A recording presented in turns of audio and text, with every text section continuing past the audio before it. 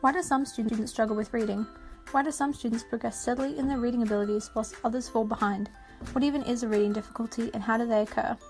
A reading difficulty is defined as a deficit in a person's fluent use and comprehension of written language, and within this there are a range of diverse learners. Let's unpack this further. These days, we know that reading is made up of 5 main components: phonemic awareness, alphabetic principles, accuracy and fluency, vocabulary development, and comprehension. And each one of these factors needs to be taught in context, as well as explicitly, to foster all students' reading abilities, especially those with a reading difficulty. Reading difficulties occur when a student is struggling in any of the 5 main components. This can be due to a limited exposure to literacy skills prior to school and persistently at home, insufficient instruction, non-differentiated content, lack of context, or a plethora of other possibilities. We now know that reading is not a natural ability and must be taught explicitly, otherwise identification of those students with reading difficulties will be delayed, causing detrimental effects to their reading abilities long term. Many teachers widely believe the developmental lag theory that stated that some students were just late bloomers and would eventually catch up to their peers. This theory has been debunked multiple times, due to finding that 90% of students that are poor readers in grade 1 actually remain poor readers if intervention strategies are not used. Francis, Swaits, Stubing, Schweitz, and Fletcher have strongly endorsed the skill deficit theory that focuses on intense intervention and explicit teaching to improve the skills the students are lacking. This ties in with the ongoing debate of explicit phonics instruction over whole language education, some arguing that whole language is superior as it contextualizes students' learning and makes it more relevant for them, focusing on the whole word, whereas Chow makes the argument that whole language is too vague and implicit, and students, especially those with learning difficulties, will struggle to decode and approach new words efficiently. Multiple recent studies have concluded that the largest deficit the whole language model has is approaching at-risk students, specifically those with learning difficulties. What do these studies mean for teachers? Well, an undisputable takeaway is learning must be accessible for all students at all ability levels. The Disability Standards for Education and the Australian Curriculum both state that teachers are to make reasonable adjustments to suit the learning needs of all students and ensure that consultations are had with all parties involved in the well-being of the child, including family and school staff.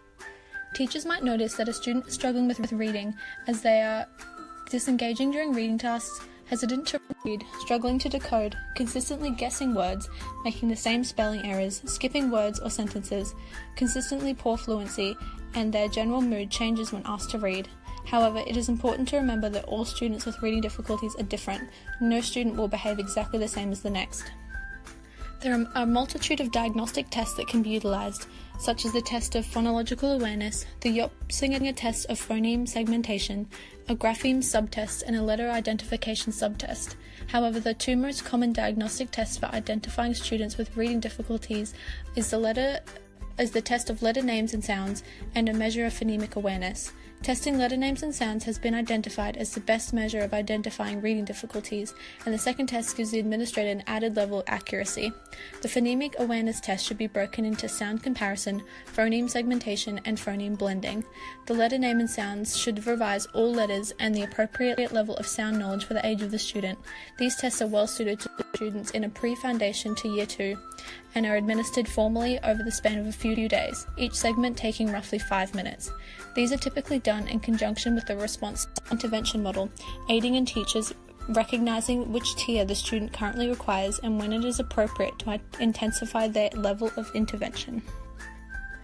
Upon administering these diagnostic tests and identifying the areas the student requires support for, teaching strategies will be put into place to help with decoding, comprehending, and building accuracy and fluency. Strategies such as the repetition of word names and sounds in simple, even quick-fire games and activities, along with the representations of the phonemic alphabet on the wall of the classroom, will help with decoding. Explicitly teaching students how to look for key points in a text and ask questions, pair discussions, and using anchor charts can help foster their comprehension skills. Whisper phones to hear themselves reading, paired reading, repeated exposure to similar texts, and apps like iSpeech that allow text-to-speech function will all help the students build their accuracy and fluency. Give students timely feedback that allows them to understand their mistakes and how to correct them. Give them ample opportunity to practice, and we are on our way to fostering a generation of strong readers.